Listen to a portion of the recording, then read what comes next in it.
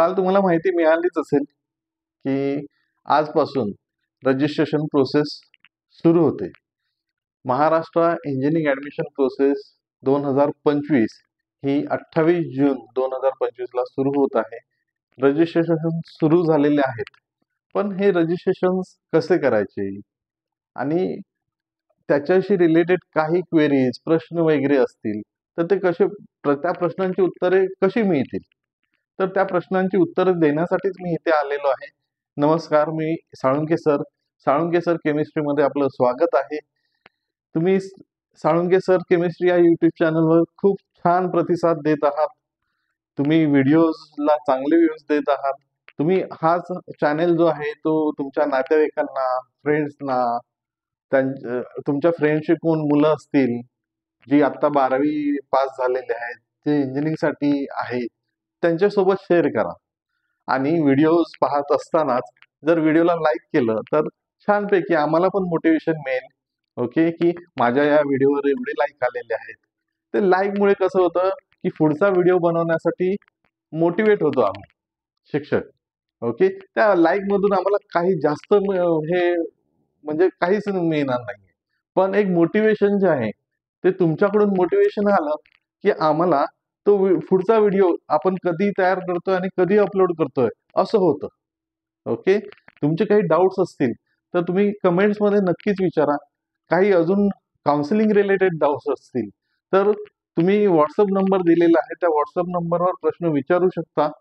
तुम्हाला जर personal counselling हवी असेल, म्हणजे तुम्हाला रजिस्ट्रेशन पासून तुमच्या डॉक्युमेंट्स पासून सर्व जे काही माहिती द्यायची आहे किंवा फायनल मेरिट लिस्ट आल्यानंतर कशा रीतीने कॉलेजची यादी तयार करायची आहे तुमच्या पर्सेंटाइलसाठी, तुमच्या रँकसाठी, आणि ती जी कॉलेज लिस्ट असेल ती लिस्ट फक्त तुमच्यासाठीच बनवलेली असेल आणि ती लिस्ट स्वतः मी बनवणार आहे.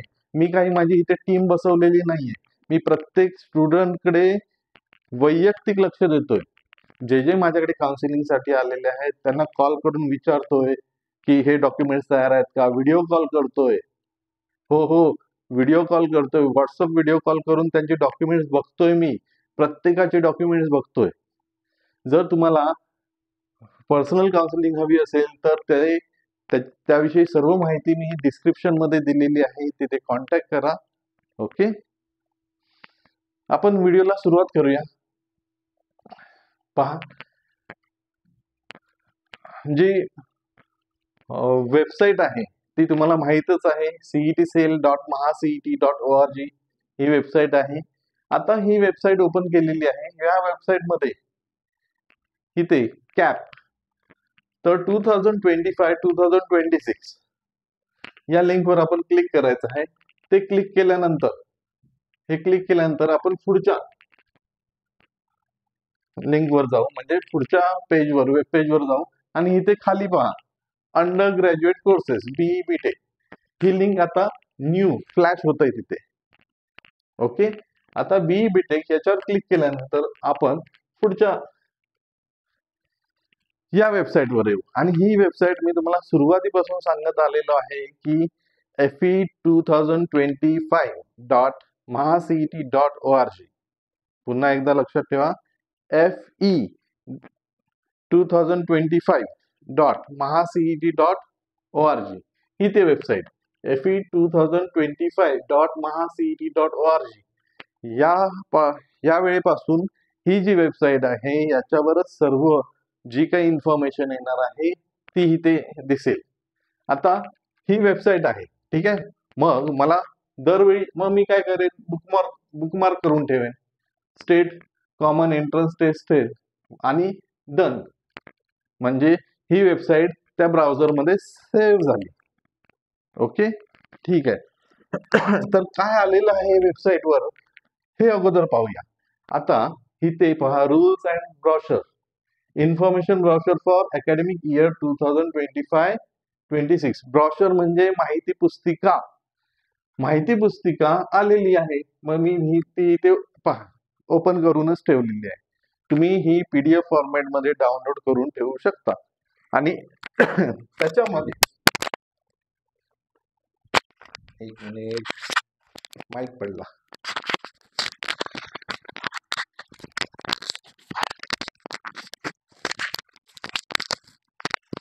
ओके. आणि त्यामध्ये इथे पाहूया, त्यामध्ये इथे काय दिलेलं आहे, government of Maharashtra state common entrance test cell information browser academic year 2025-26 पहा, full time professional undergraduate technical courses first year direct and direct second year of engineering and technology BE and BTech. Okay. आणि इथे इतर सर्व courses, त्यापैकी अजून एक दुसरं महत्वाचं जे आहे ते first year and direct second year of pharmacy, B pharmacy, first year of bachelor of pharmacy practice. मग हे कोर्सेस आपल्याला महत्वाचे आहेत. ओके. मला जी माहिती आहे त्या कोर्सेस विषयीच मी जास्त बोलतो. ज्या कोर्सेस विषयी जास्त माहिती नाही त्या कोर्सेसना मी हात लावत नाही. माझं जे नॉलेज आहे त्याच फील्डला मी हात घालतो. ओके. मग फार्मसी विषयी माहित आहे आणि इंजिनिअरिंग टेक्नॉलॉजी विषयी माहित आहे. ठीक आहे. हे पोस्ट ग्रॅज्युएट कोर्सेस आहेत, म्हणजे बीटेक बीई बीटेक झाल्यानंतर पुढचे. ठीक आहे. आता आपल्याला हा टेबल खूप महत्वाचा आहे. तर या टेबल मध्ये काय काय दिलेलं आहे, इंट्रोडक्शन दिलेलं आहे, डेफिनेशन दिलेलं आहे. ओके. त्यानंतर इन्व्हिटेशन ऑफ ऍप्लिकेशन, मग ऍप्लिकेशन इन्व्हाइट केलेले आहेत. जे एलिजिबल स्टुडंट आहेत त्या स्टुडंट कडून हे ऍप्लिकेशन इन्व्हाइट केलेले आहेत.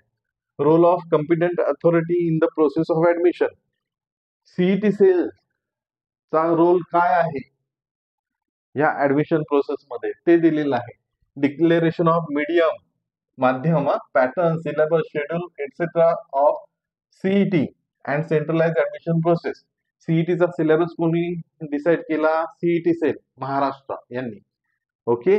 आणि ऍडमिशन सेंट्रलाइज ऍडमिशन प्रोसेस ची जी काही डेट्स वगैरे येणार आहेत, नोटिसेस येणार आहेत, हे सर्व सीईटी सेल महाराष्ट्र हँडल करतं. ज्युरिस्डिक्शन ऑफ द युनिव्हर्सिटीज, आणि युनिव्हर्सिटीजशी रिलेटेड जे काही केसेस वगैरे असतील, कोर्टाचं ज्युरिडिक्शन असतं म्हणजे त्या जिल्ह्यांपुरतं, तर ते सर्व इथे दिलेलं आहे. आता हे आपल्याला महत्वाचं आहे, हे कॅन्डिडेटचं टाईप खूप महत्वाचं आहे. आता जे महाराष्ट्र स्टेट कॅन्डिडेट आहेत हे टाईप 1 मध्ये येत आहेत. टाईप ए. ऑल इंडिया कॅन्डिडेचर जे आहेत ते टाईप 2 मध्ये येत आहेत. मायनॉरिटी जे आहेत कॅन्डिडेचर ते 3 मध्ये येत आहेत. नॉन रेसिडेन्शियल इंडियन किंवा एनआरआय कॅन्डिडेट टाईप 4 मध्ये आहेत.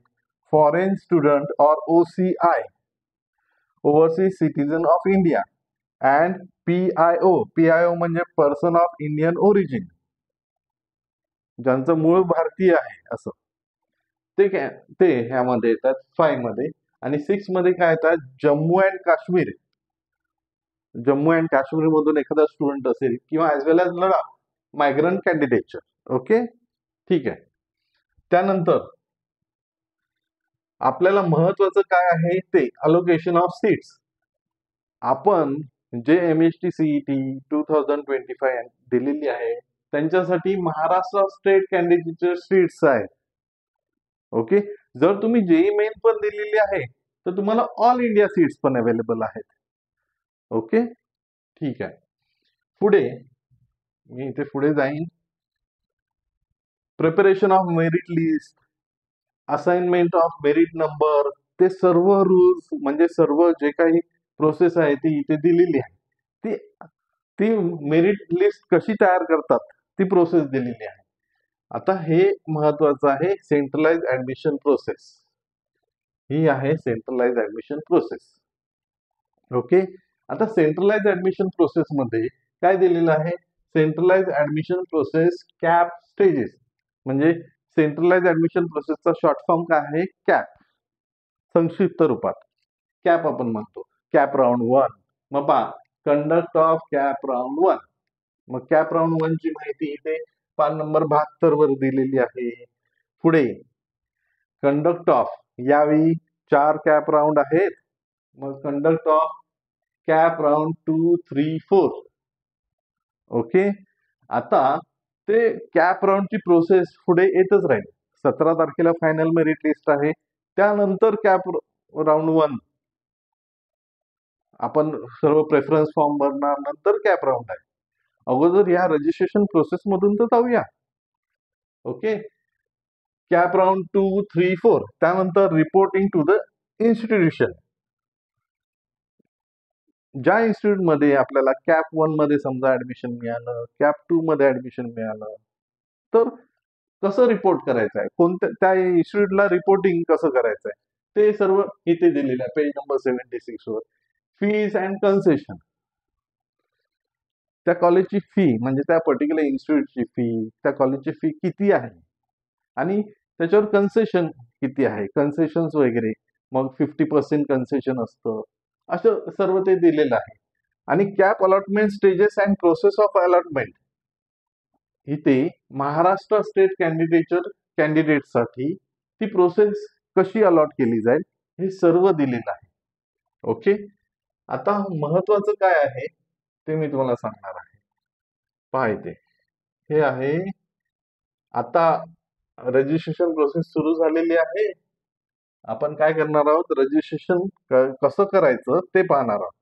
Documents required to be uploaded along with application form for centralise admission process. मी कालचा व्हिडिओ जो बनवलेला डॉक्युमेंट्स तयार ठेवा.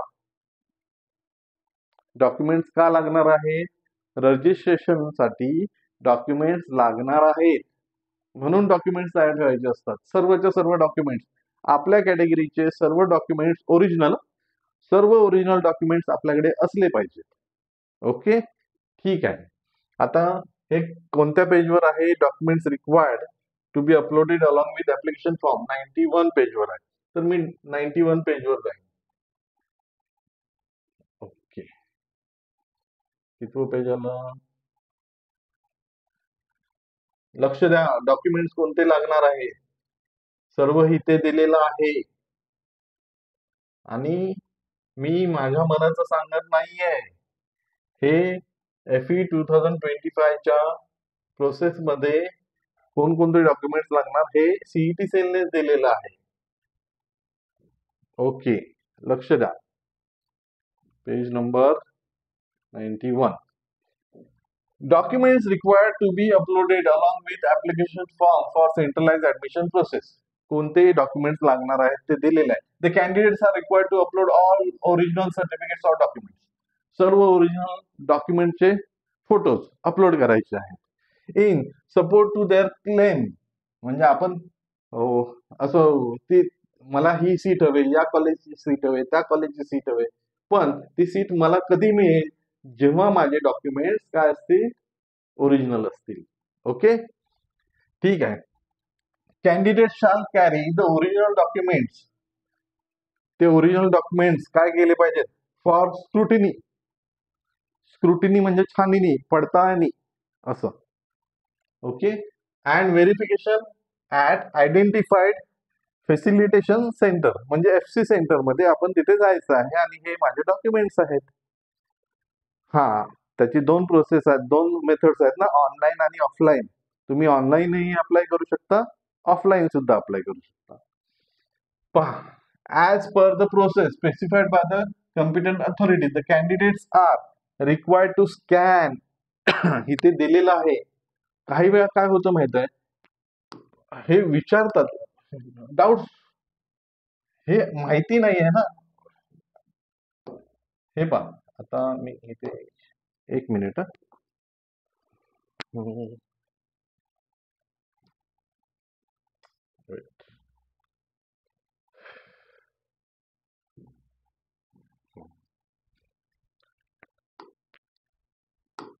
लक्ष द्यायचं.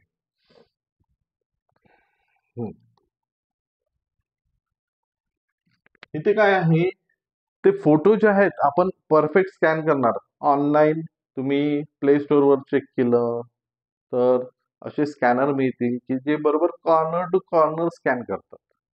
ओके, ती फाईलची साईज किती असली पाहिजे, 1 MB. 1 MB त्याची साईज असली पाहिजे. And upload the scan copies. त्या स्कॅन कॉपीज काय करायच्या आहेत, अपलोड करायच्या. Upload the scan copies of the required documents at the time of filling up application form for admission. तो ऍप्लिकेशन फॉर्म ऍडमिशन साठी भरत असताना त्या कॉपीज अपलोड करायच्या. The facilitation centre shall assist.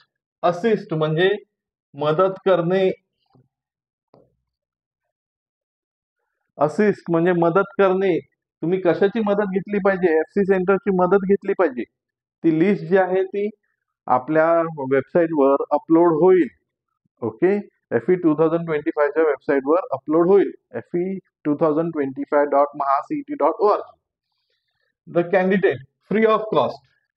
तिथे FC सेंटर मध्ये कोणालाही 1 रुपया द्यायचा नाहीये. फ्री ऑफ कॉस्ट आहे. To scan. स्कॅनिंग साठी सुद्धा जर त्यांच्याकडून स्कॅनिंग फॅसिलिटी त्या FC सेंटर मध्ये अवेलेबल असेल तर अँड अपलोड पाहिजे. म्हणजे FC centre free of cost आहेत. आपण MHT CET 2025 ची जेव्हा एक्झामिनेशन फी भरलेली तीच फी त्या फी मध्येच आहे. ओके, ठीक आहे. नेक्स्ट पुढे काय पहा, टाइप ऑफ कॅन्डिडेट. मग इथे ऑल कॅन्डिडेट साठी, सर्व कॅन्डिडेट साठी काय काय अपलोड करायचं आहे पहा.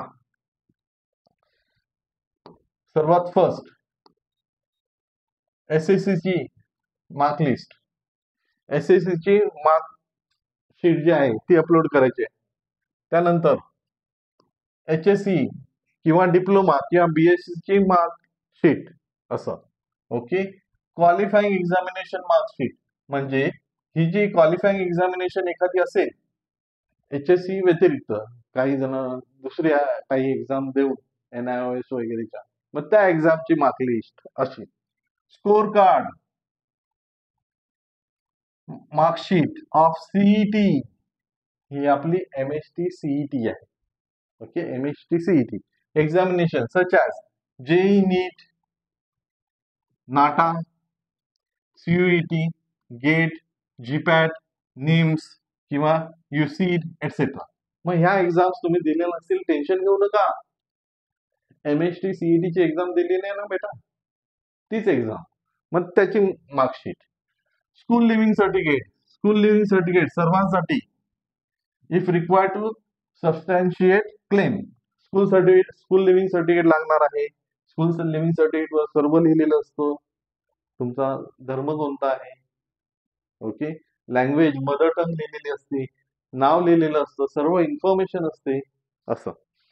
Certificate of the Indian nationality. आता नॅशनॅलिटी आणि डॉमिसाइल सर्टिफिकेट एकच येत आहे. तुमच्याकडे वेगवेगळं असेल तरीही चालेल.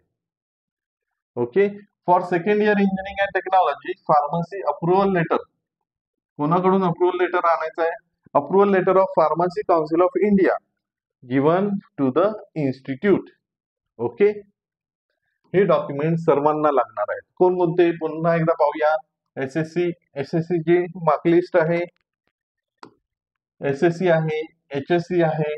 त्यानंतर क्वालिफाईंग एक्झामिनेशन एखादी असेल जे महाराष्ट्रातून 12वी झाले आहेत त्यांच्यासाठी नाही. Okay, SSC HSC qualifying score card आहे. कशाचा? CET एक्झामिनेशन टाईपचा. मग तुम्ही या एक्झाम दिलेल्या असतील तर त्या हे सुद्धा अपलोड करायच्या. CET सोबत तुम्ही समजा एखाद्याचा PCMB ग्रुप आहे तर त्याने CET दिलेली आहे, नीट दिलेली आहे, JEE मेनची एक्झाम दिलेली आहे, JEE ऍडव्हान्सची एक्झाम दिलेली आहे, बीटची एक्झाम दिलेली आहे. त्या बीटचं अप्लाय हे करू नका. इथे जे सांगितलेलं आहे JEE, नीट ह्या एक्झाम्स असं. ओके, त्यानंतर school leaving certificate of Indian nationality. आणि हे फक्त कशासाठी आहे? Second year engineering. हे 7 डॉक्युमेंट कोणासाठी आहे? Second engineering वाल्यांसाठी. ओके, ठीक आहे. पुढे in addition to the above documents. ह्या डॉक्युमेंट्स अपलोड करायच्याच आहेत, या डॉक्युमेंट्स लागणार आहेत. पण त्या व्यतिरिक्त कोणत्या डॉक्युमेंट्स लागणार आहेत? तर इथे टाईप ए साठी. मग टाईप ए कॅन्डिडेट कोणते? आपण जे महाराष्ट्रामध्ये गेली 15 वर्षे वास्तव्यास आहोत. ठीक आहे, महाराष्ट्र स्टेट बोर्डची एक्झाम दिलेली आहे, MHT CET एक्झाम दिलेली आहे, JEE मेन दिली नसेल तरीही चालेल, ते टाईप ए मध्ये. मग त्यांचं domicile certificate, birth certificate, leaving certificate of candidate indicating place of birth in the state of Maharashtra. ठीक आहे. आता टाईप बी कॅन्डिडेट म्हणजे ऑल इंडिया, त्यामध्ये domicile certificate of candidate or father, कॅन्डिडेटचं नसेल तर फादरचं चालेल, फादर किंवा मदर. कॅन्डिडेटचं नसेल तर फादरचं मदरचं चालेल. Of candidate indicating that he or she is domiciled in the state of Maharashtra, की जे महाराष्ट्रामध्ये वास्तव्यास आहेत. ठीक आहे. टाईप सी कॅन्डिडेट त्यांच्यासाठी हे दिलेलं आहे. टाईप डी कॅन्डिडेट त्यांच्यासाठी हे डिटेलमध्ये दिलेलं आहे. तुम्ही तुमची टाईप जी आहे त्यानुसार ते सर्टिफिकेट अपलोड करायचे. मी टाईप ए आणि टाईप बी तुम्हाला दाखवलेलं आहे. ओके, ठीक आहे. त्यानंतर पहा अजून वेट, हे पहा टाइप डी कॅन्डिडेट मध्ये certificate from the employer in the proforma B stating that father or mother of the candidate who is in Maharashtra state government, state गव्हर्नमेंटचे कॅन्डिडेट असतील म्हणजे ज्यांचे आई वडील स्टेट गव्हर्नमेंट मध्ये काम करतायत, Maharashtra state government undertaking employee, okay, और undertaking along with the documentary evidences from retired employee stating the place of settlement. Retirement झाले असतील तर प्लेस ऑफ सेटलमेंट म्हणजे महाराष्ट्रामध्ये वास्तव्यास आहेत त्याची एव्हिडन्स म्हणजे त्याचं प्रूफ असं. त्यानंतर type E candidate Maharashtra Karnataka border area candidate, Maharashtra Karnataka border म्हणजे MKB कॅन्डिडेट आपण त्यांना म्हणतो, जे कर्नाटक महाराष्ट्राच्या बॉर्डरवर आहेत. Certificate stating that candidate belongs to the Maharashtra Karnataka border area in proforma G1. मग त्या महाराष्ट्र कर्नाटक बॉर्डरवर काही गावं असतील किंवा शहरं असतील, तिथले स्टुडंट जर अप्लाय करायचे असतील तर त्यांना हे सर्टिफिकेट लागणार आहे. Certificate stating that the mother tongue of the candidate, हो मदर टंग, लिव्हिंग सर्टिफिकेट वर मदर टंग तुमची मेन्शन हवी आहे, Marathi. List of the villages in Maharashtra Karnataka border area is available on the website, ते वेबसाईटवर अवेलेबल होईल असं त्यांनी सांगितलेलं आहे. त्यानंतर बॅकवर्ड क्लासमध्ये जे आहेत त्यांच्यासाठी काय आहे, कास्ट और ट्राइब सर्टिफिकेट, कास्ट सर्टिफिकेट लागणार आहे, कास्ट ट्राइब और व्हॅलिडिटी सर्टिफिकेट लागणार आहे. ओके, पुढे कॅन्डिडेट्स, हा वेट, हा इथे पहा, हा एकच रो होता असा. इथे पहा backward class candidates belonging to SC और ST असं, मग त्यांच्यासाठी हे सर्टिफिकेट्स लागणार आहेत. बॅकवर्ड क्लास कॅन्डिडेट आता कोणते, तर VJ, लक्ष द्या हे सर्टिफिकेट्स इम्पॉर्टंट आहेत. VJDT, NTA, NTB, NTC, NTD, OBC, SBC, SCBC, इथे लक्ष द्या व्यवस्थित. SCBC कॅन्डिडेट साठी सुद्धा त्यांनी सांगितलेलं आहे, काय सांगितलेलं आहे, हे सर्टिफिकेट्स लागणार आहेत. Caste certificate, caste validity certificate, non criminal certificate valid up to, ही डेट महत्वाची आहे, 31 मार्च 2023 पर्यंत व्हॅलिडिटीचं ते सर्टिफिकेट तुम्हाला लागणार आहे या सर्व कास्ट साठी. VJDT, NTA, NTB, NTC, NTD, OBC category. मला कमेंट एक आलेली की OBC कासाठी कोणकोणते डॉक्युमेंट्स लागणार आहेत, तो एक व्हिडिओ बनवा. तर हाच तो व्हिडिओ म्हणजे फायनल कन्फर्म शासनाकडून जेव्हा कन्फर्म येईल त्याच्यावर आपण विश्वास ठेवायचा. कुठूनही न्यूज येते, हे सर्टिफिकेट आहे का तुमच्याकडे, ते सर्टिफिकेट आहे का तुमच्याकडे, टेन्शन देतात. एखादी न्यूज आपल्याला टेन्शन देते ऍडमिशन प्रोसेस मध्ये असताना, अरे आपल्याकडे नाहीये, मग हे सर्टिफिकेट कुठून बनवायचं, कसं बनवायचं, टेन्शन मध्ये येतात. मग हे महाराष्ट्र स्टेट CET सेल कडून आलेलं आहे, त्याच्यावर विश्वास ठेवा. ओके, हे सर्टिफिकेट तुम्हाला लागणार आहे. हा, आता त्याचं टोकन असेल, हे caste certificate, caste validity certificate आहे आणि NCL सर्टिफिकेट नाही, तर ते आपण हे करू शकतो, टोकन पण सबमिट करू शकतो. पण तुम्हाला ते सर्टिफिकेट सबमिट करावं लागणार आहे ऍडमिशन प्रोसेसच्या वेळी. नेक्स्ट आहे ओके, त्यानंतर EWS. इथे पहा, इकॉनॉमिकली विकर सेक्शन साठी in addition to the document mention in serial number 1, म्हणजे सर्वांसाठी होतं ना ते. Eligibility certificate for economically weaker section proforma 5 valid for 2025-26. म्हणजे हे जे सर्टिफिकेट आहे हे 25-26 चं हवं आहे, 25-26 चं हवं आहे हे सर्टिफिकेट. ओल्ड नको, 24-25 असेल तर चालेल का? नाही, 2025-26 च लागणार आहे. ओके,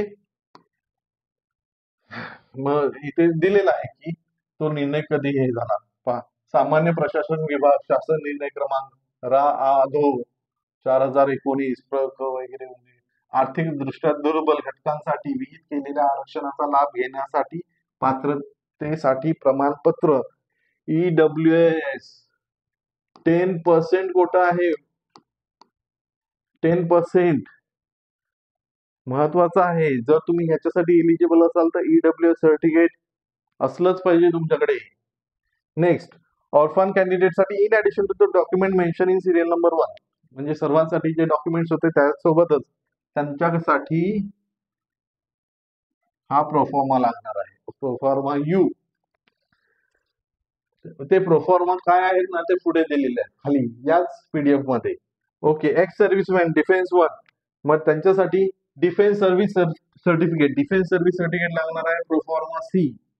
त्यानंतर domicile certificate of father or mother who is an ex service personal in domicile in state of Maharashtra, जे महाराष्ट्रामध्ये एक्स सर्व्हिसमॅन राहतात त्यांच्या मुलांसाठी हे ऍप्लिकेबल आहे, ex serviceman.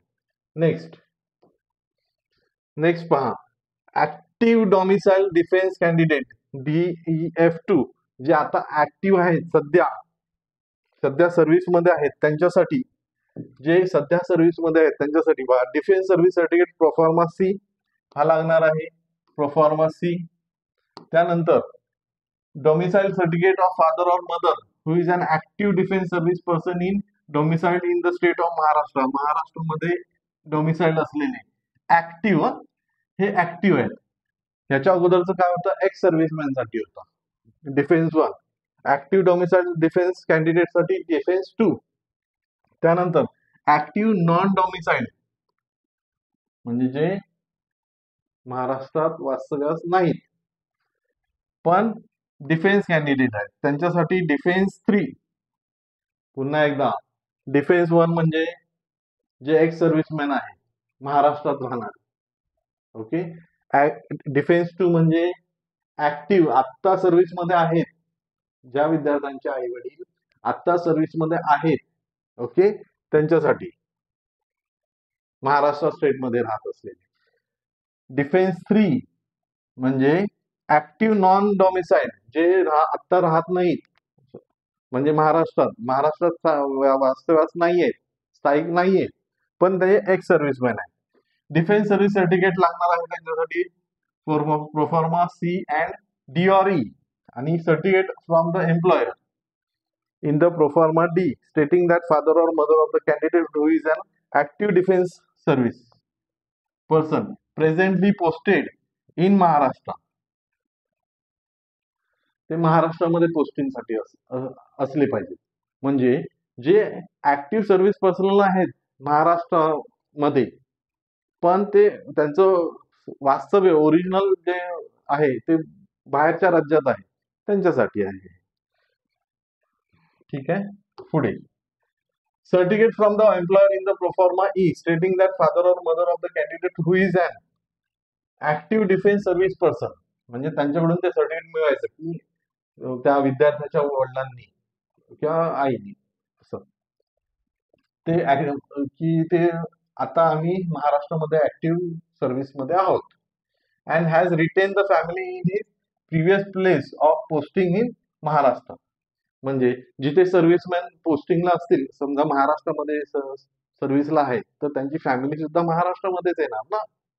Okay, persons with disability PWD, मग त्यांच्यासाठी PWD कॅन्डिडेट साठी काय लागणार आहे, सर्टिफिकेट इन प्रोफॉर्मा ते PWDचं सर्टिफिकेट लागणार आहे, domicile certificate of the candidate. Okay. त्यानंतर पुढे पुढे काय आहे पहा, union territory of Jammu Kashmir and Ladakh त्यांच्यासाठी काय काय लागणार आहे, certificate of posting in case of defence and government मध्ये असतील तर ते जे प्रोफॉर्मा लागणार आहे. Certificate of stay in the refugee camp जर ते रेफ्युजी असतील, ओके, तर रेफ्युजी कॅम्प मध्ये राहत असतील तर प्रोफॉर्मा के लागणार आहे. Certificate stating that the candidate belongs to displace family proforma L म्हणजे त्यांना विस्थापित केलेलं आहे तर प्रोफॉर्मा एल लागणार आहे. Certificate stating that the candidate belongs to the displaced family proforma M लागणार आहे. ओके. त्यानंतर foreign national person of Indian origin, children of the worker in gulf countries, NRI, हा हे फॉरेन, हा इंडियन ऑफ ओरिजिन जरी असले तरी ते फॉरेन कॅन्डिडेट आहे. इथे मी TFWS विषयी सांगेन. ठीक आहे. TFWS income certificate. आता TFWS साठी अप्लाय करायचं तर किती इन्कम असलं पाहिजे, तर जर वार्षिक उत्पन्न जे आहे ते